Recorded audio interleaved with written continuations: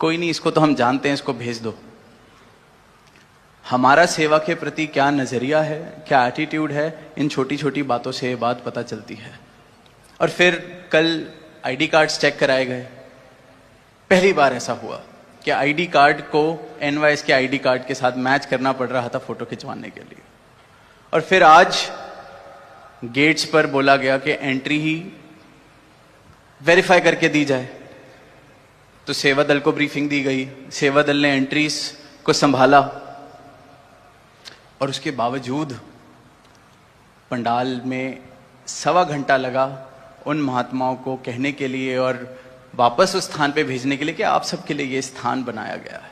1.25 घंटा। कल अनाउंसमेंट्स हुई, आईडी कार्ड्स चेक हुए, आज फिर 1 घंटा पीछे हम बैठे सारी अनाउंसमेंट सुन रहे हैं कि आप पीछे चले जाएं, आपके लिए जो स्थान है आप वहां चले जाएं। तो जिनको सेवा मिली उनकी तो कमी है, पर हम सबकी भी एक गलती है, क्योंकि ये जो परिवार है, परिवार में अगर कोई सेवा निभा रहा है तो वो ये उम्मीद कर रहा है कि सब मेरा सहयोग करेंगे। अगर किसी की ड्यूटी ये लगी है कि मैं सबसे मर्यादा शेयर कर सकूं, बता सकूं, साझी कर सकूं कि ये उम्मीद है आपसे, तो सब उस उम्मीद पर खरे उतरेंगे, क्योंकि वो भी सेवा निभा रहे हैं। एक सुंदर रूप सजाने के लिए हम सबका योगदान होता है, हम सबका। अगर मैं एनवाईएस अटेंड करने आया हूं, मेरे छोटे बच्चे जूनियर एनवाईएस में नहीं कंफर्टेबल, तो मैं उनको लेके पीछे बैठ जाऊं, मना थोड़ी है। कुछ मर्यादाएं कारण से बनाई जाती हैं। तो हाजिरी बहुत मुबारक है, पर अगर वहां ये दुनिया में अगर इसको देखा जाए तो ये तो हो जाएगा, ये तो मिसमैनेजमेंट है, ठीक से नहीं संभाल पा रहे, ठीक से नहीं कर पा रहे। और जबकि दुनिया में तो सारी जगह ये मिसाल दी जाती है कि जैसा समागम, जैसे संत सदगुरु के हैं, निरंकारी मिशन में जो डिसिप्लिन देखने को मिलता है, मिसाल दी जाती है। और फिर इस प्रकार का जब नजारा बनता है, नजरिया बनता है, तो दास जो भी महात्मा जिस भी रूप में, चाहे सेवा दल में सहायक शिक्षक हैं या ईसी मेंबर्स हैं या जोनल इंचार्जेस हैं, किसी भी रूप में कोई मुखी महात्मा है, सेवा निभा रहा है, अगर तो सेवा क्या फर्क पड़ता है वाले भाव से निभाई जा रही है, आज छोड़ दें, खुद छोड़ दें, क्योंकि कोई फायदा नहीं। अगर स्टैंप दे ही दी है किसी और को लगाने के लिए, तो फिर उसको जिम्मेवारी भी दे देते हैं। अगर टाइम नहीं है तो जो टाइम दे सकता है वो सेवा कर ले। और अगर ये लगता है ये तो फालतू की बात है, ये तो क्या ही फर्क पड़ता है, इतनी कुर्सियां खाली पड़ी हैं, कोई बैठ जाएगा, इतना बड़ा पंडाल है, कोई 2, 4, 10 को मैंने अगर 10-12 साल के बच्चों को भी आईडी कार्ड दे दिया, क्या फर्क पड़ता है। अगर तो ये भाव है, फिर तो सेवा रही नहीं। क्योंकि अगर मैं चुनाव कर रहा हूं इस बात का कि किस बात से फर्क पड़ता है, क्या ठीक है, क्या जरूरी है, क्या बड़ी बात है, क्या छोटी बात है, अगर इन बातों का मैं चुनाव कर रहा हूं, तो मैं सेवा तो कर ही नहीं रहा। सेवा तो सतवचन के आदेश आया है, मानना है। कहा है 15 से 45, तो कहा है। चुनाव अगर मैं कर रहा हूं, क्या जरूरी है, मैं अपने घर के लिए कर सकता हूं, अपने ऑफिस के लिए कर सकता हूं, अपने बिजनेस के लिए कर सकता हूं, अपने वर्क प्लेस पे कर सकता हूं। यहां तो समर्पण की जरूरत है, यहां तो सतवचन की जरूरत है।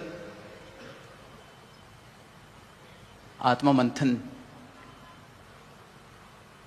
आई बात के मुखी महात्मा माया ले रहे हैं, रसीद नहीं काट रहे, तो ये जोनल इंचार्जेस की जिम्मेवारी है कि हमारे यहाँ जो ब्रांचेस हैं वहाँ ठीक से अकाउंट्स देखे जा रहे हैं कि नहीं देखे जा रहे।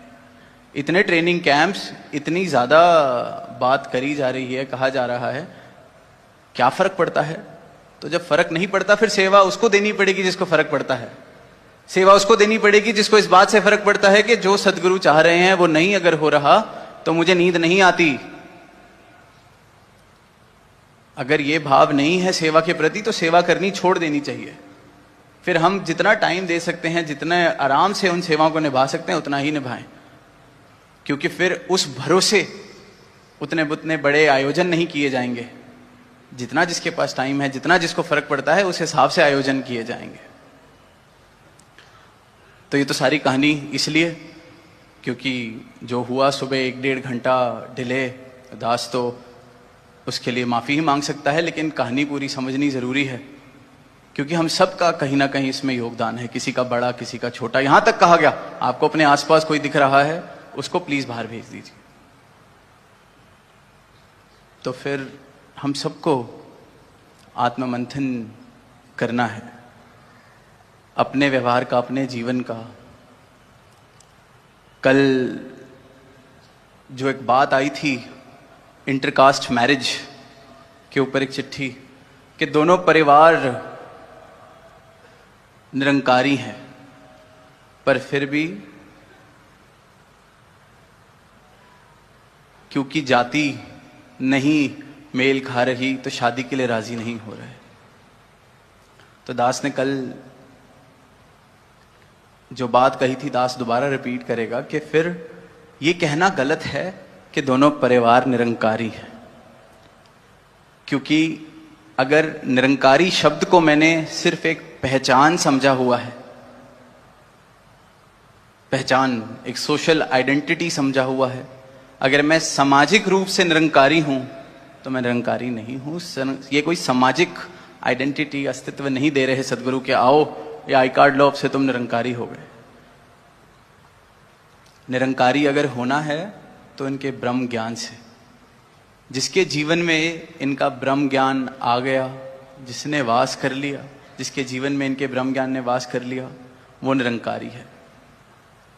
जो जात पात के भेदभाव से ऊपर उठ गया, ऊंच नीच के भेदभाव से ऊपर उठ गया, मेरी तेरी की भावना से ऊपर उठने का प्रयास कर रहा है, इनका भक्त बनने का प्रयास कर रहा है, जिसको इस बात का बोध हो गया कि मेरी पहचान क्या है, ये परमात्मा है निरंकार, इसका एहसास जिसके जीवन में बस गया वो निरंकारी है।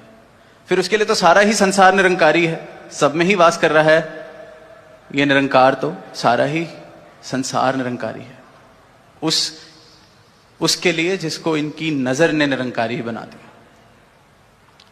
मेरे जीवन का ढंग, मेरे जीवन जीने के तौर तरीके बताते हैं कि मैं निरंकारी हूं कि नहीं, एक सोशल पहचान नहीं है। तो यही बात कल कही थी, उसी को दास दोहरा रहा है, क्योंकि अगर कहीं, क्योंकि जात पात का विषय ऐसा है, ऐसी कई चिट्ठियां आए दिन आती हैं कि परिवार नहीं मान रहा, परिवार का ध्यान नहीं है, कोई और कारण है। मुबारक है, दास ये नहीं कह रहा कि ये नहीं बताना चाहिए माँ बाप को कि उनका ध्यान है शादी के लिए या नहीं किसी एक पर्टिकुलर इंडिविजुअल के साथ, पर मैं जात पात में फंसा हुआ हूं तो इससे ही तो ये निकाल रहे हैं, इन्हीं भेदभावों से तो ऊपर उठा रहे हैं, हम ऊपर उठ सकें।